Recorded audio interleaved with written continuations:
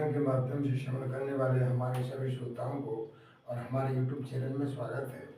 आज के सत्संग में हम आपको बताने जाते हैं एकादशी का विशेष महत्व। ये एकादशी क्यों रहना चाहिए, एकादशी रहने का क्या क्या महत्व है और एकादशी कब से स्टार्ट करना चाहिए और फिर कैसे कैसे व्रत करना चाहिए, कैसे फरार करना चाहिए, इसके बारे में हम आपको सब बताते हैं। और हमारे श्रवण करने वाले सभी श्रोताओं को ओम नमो नारायण। इसके विशेष महत्व जितने भी इसमें बताए गए हैं हम आपको बताते हैं। कृपया ध्यानपूर्वक श्रवण करके अपना मानव जीवन का कल्याण करें। एकादशी का व्रत सर्वश्रेष्ठ बताया जाता है, इसलिए हम आपको पहुँचाते हैं। कृपया इसे ध्यानपूर्वक श्रवण करें। देखिए प्यारे श्रोताओं, मार्गशीर्ष कृष्णा उत्पन्ना एकादशी। एकादशी व्रत कथा।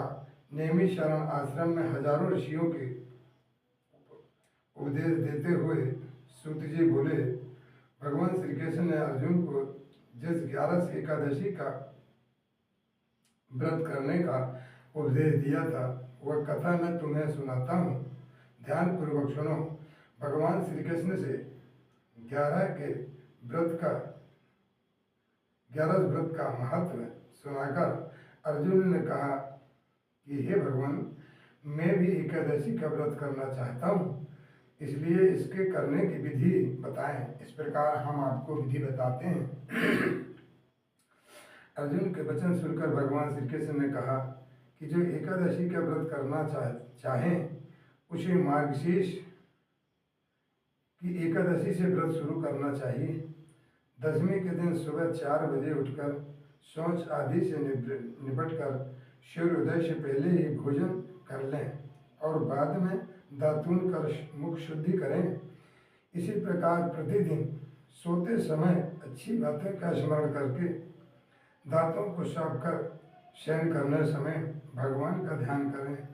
फिर सवेरे 4 बजे उठकर नित्य कर्म करके दातून व स्नान आदि कर भगवान का नाम स्मरण करें। इसके बाद शरीर पर मिट्टी लगाकर शुद्ध जल से स्नान कर संकल्प बोलें, हे भगवती, मेरे सब पापों को नष्ट करो। हे अर्जुन, इस एकादशी का व्रत करो। उस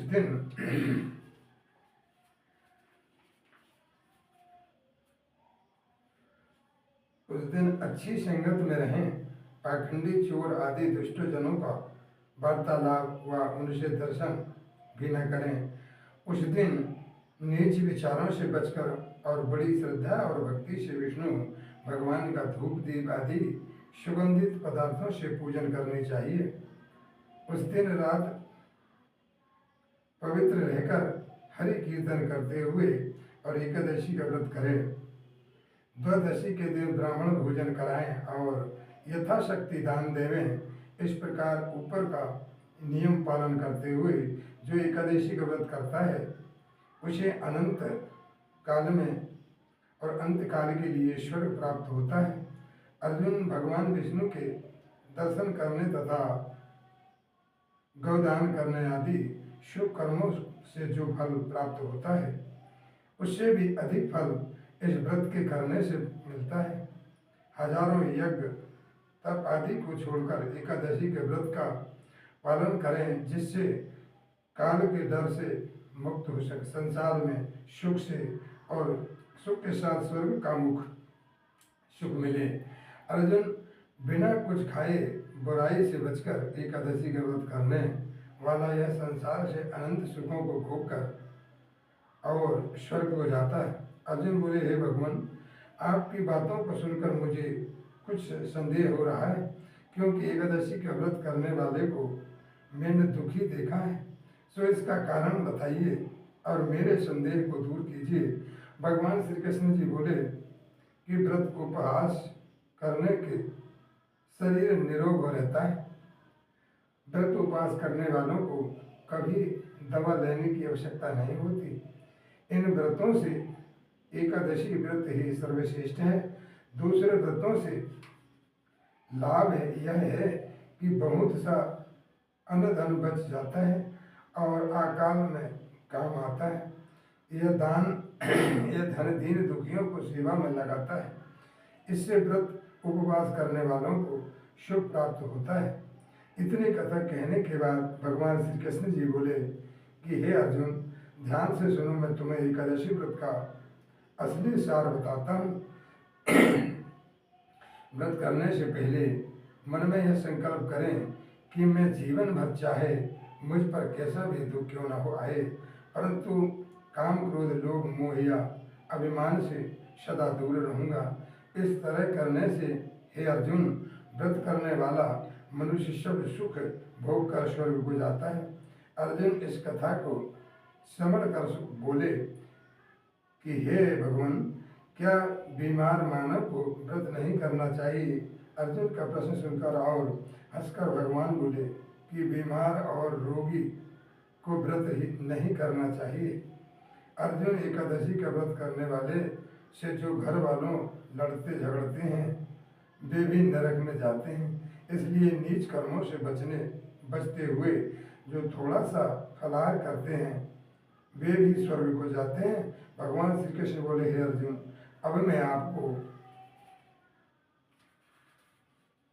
अब मैं आपको मार्गशीर्ष एकादशी की कथा को कहता हूँ, ध्यान से श्रवण करें।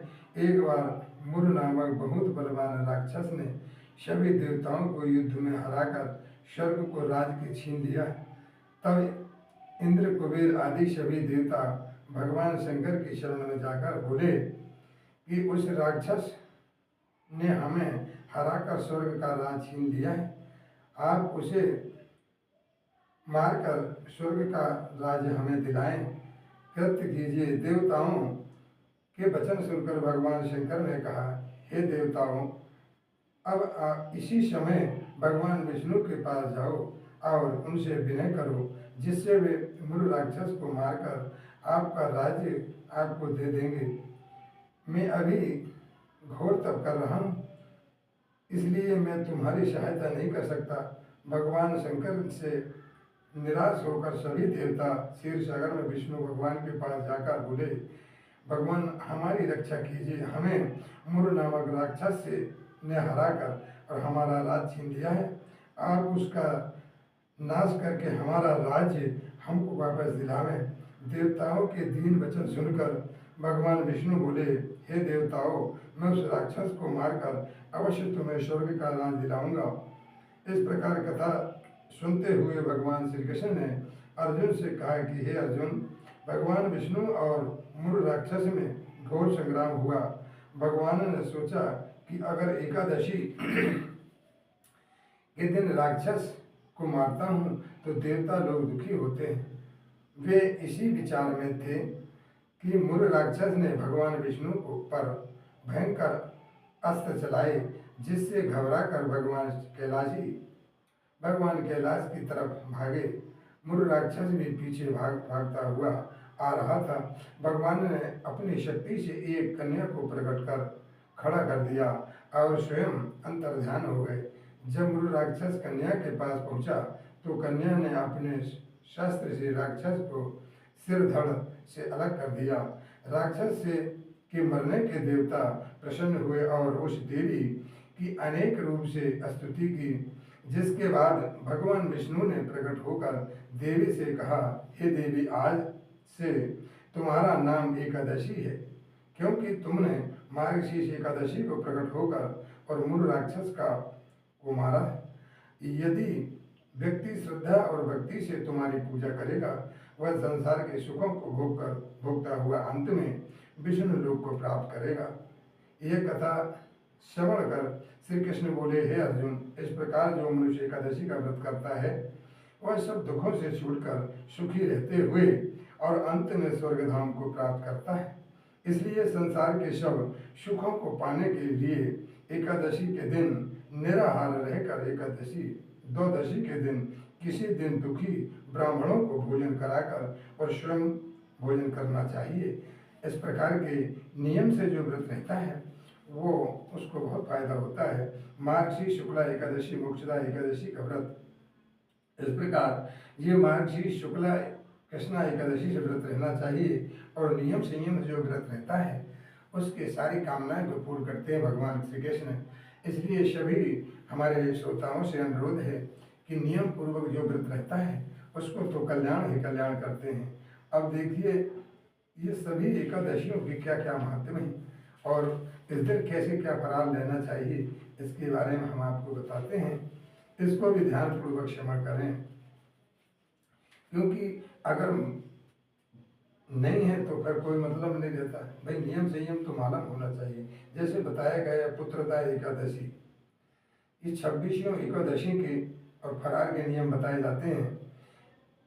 इस दिन विष्णु का पूजन करें। पहली एकादशी को भगवान विष्णु का पूजन तथा सेवा करनी चाहिए। इस दिन गुड़ व बादाम का हलवा बना करके और फलार करना चाहिए। दूसरा मोक्षदा एकादशी, इस दिन तुलसी की मंजरी धूप आदि से दामोदर भगवान की पूजा की जाती है। इस दिन सागर बेलपत्र का लेना चाहिए। इस प्रकार फलार के नियम बताए गए हैं। अब तीसरी एकादशी है सफला एकादशी। इस दिन नारियल नींबू अनार सुपारी आदि अर्पण करके नारायण की पूजा की जाती है। इस दिन गुड़ का सागर लेना चाहिए। और पुत्रदा एकादशी चौथी एकादशी है। इस दिन नारायण की पूजा की जाती है तथा गाय का दूध का सागर लिया जाता है। और पांचवा सप्तिला एकादशी, इस दिन श्री कृष्ण जी को पेठा नारियल सुपारी सीताफल आदि से पूजा की जाती है। इस दिन तिलपट्टी का सागर शास्त्रों में बताया गया है। छठवां जया एकादशी, इस दिन धूप दीप नैवेद्य आदि से विष्णु की पूजा की जाती है। इस दिन गुंदी गरी आटे का सागर लिया जाता है। सातवां विजय एकादशी, इस दिन नारायण की स्वर्ण मूर्ति रखकर और धूप दीप नैवेद्य आदि से पूजा करें। इस दिन सिंघाड़ों का सागर लेना चाहिए।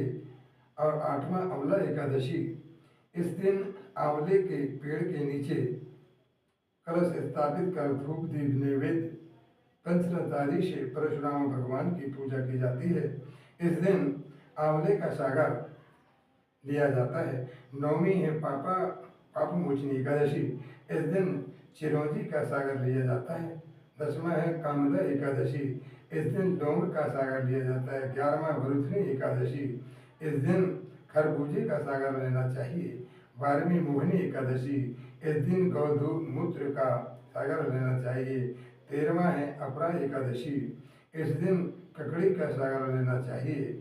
14 निर्जला एकादशी, इस दिन केरी का सागर लेना चाहिए। 15वां एगुनी एकादशी, इस दिन मिश्री का सागर लेना चाहिए। 16 देवसेनी एकादशी, इस दिन दाग का सागर लेना चाहिए। 17 कामिका एकादशी, इस दिन तुलसी की मंजरी से विष्णु भगवान की पूजा की जाती है। इस दिन गोदूध का सागर लेना चाहिए। इस प्रकार 18वां पुत्रदा एकादशी, इस दिन गुड़ का सागर लेना चाहिए। इस प्रकार सभी एकादशी के जो नियम संयम से व्रत करता है भगवान कृष्ण सभी कामना उनकी पूरी करते हैं। 19वां आजा एकादशी, इस दिन बादाम तथा छुआरे का सागर लेना चाहिए। 20वां वामन एकादशी, इस दिन ककड़ी का सागर लेना चाहिए। 21वां इंदिरा एकादशी, इस दिन शालिग्राम भगवान की पूजा करें तथा तिल और गुड़ का सागर लेना चाहिए। 22वें पापा कुशा एकादशी, क्षमा के चावल का सागर लेना चाहिए। जो आज है, आज जो एकादशी है, इस दिन क्षमा का चावल या तो खीर या तो चावल लेना चाहिए। और 23 रमा एकादशी, इस दिन केले का सागर होता है। 24वां प्रबोधनी एकादशी, इस दिन काचरे का सागर लेना चाहिए। 25वां पद्मिनी एकादशी, जिस दिन यह एकादशी आवे उस माह के अनुसार सागर लेना चाहिए। 26वां परमा एकादशी, इस दिन नरोत्तम भगवान की धूप दीप नैवेद्य धूप आदि से पूजा करें। सागर उस दिन माह के अनुसार ही लिया जाता है। इति श्री एकादशी व्रत कथा महत्व। ओम हरि नारायण नमो नमः। जय भगवान सुख शांति से और सभी की कामनाओं को भगवान नारायण पूरी करें। इस प्रकार हम आपको अच्छी अच्छी बातें सुनाते, कृपया हमारे चैनल को सब्सक्राइब करें, एकदम लाइक करें और अपना श्रवण करके मानव जीवन को धन्य करें। ओम नमो नारायण तस्सत्। हरि ओम नमो नारायण तस्सत्। श्री शतरगिरी जी महाराज।